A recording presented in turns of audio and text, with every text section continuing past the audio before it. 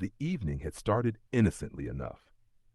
My wife's boss had invited us to a gathering at his downtown apartment, a lavish place filled with art, soft lighting, and the low hum of conversations that felt both foreign and slightly intimidating. I had never been particularly comfortable in such settings. I preferred quiet nights at home or casual dinners with close friends. My wife, on the other hand, thrived in these environments, effortlessly moving from group to group, laughing and engaging with everyone. I had promised myself that I would stay only for a short while, enough to be polite, and then slip out unnoticed. The wine in my hand did little to calm the knot of unease in my stomach as I watched my wife charm her colleagues. I had just made my way toward the door when I heard a voice that made me freeze in place. At first, I thought it was just the hum of conversation blending together, but then the words became distinct. My wife's voice speaking softly, almost conspiratorially. I couldn't make out everything at first, but fragments of what she said sent a cold shiver down my spine. She was talking to someone I didn't recognize, and the tone of their conversation was far more intimate than I expected from a casual office party. I stopped mid-step, my coat half on, straining to hear. The laughter between them was quiet, private, and carried an undercurrent that made my stomach twist. Something in the words, something in the way she spoke, felt like a betrayal, a truth I wasn't supposed to witness. My mind raced, trying to convince myself I had misunderstood, but every syllable confirmed the uneasy suspicion growing in my chest.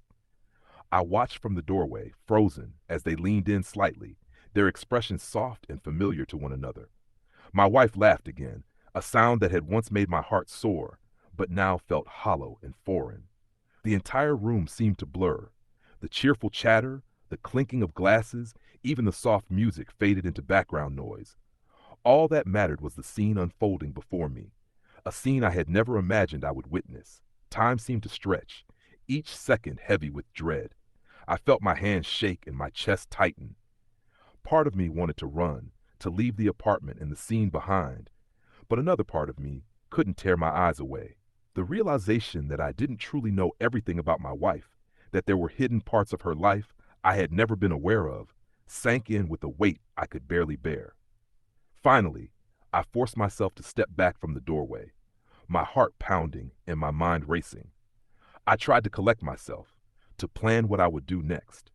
Confront her, leave quietly and process this in private, pretend I hadn't heard a thing for the sake of appearances.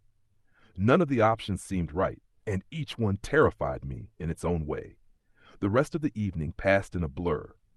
I made polite conversation when necessary, but my mind kept replaying the conversation I had overheard.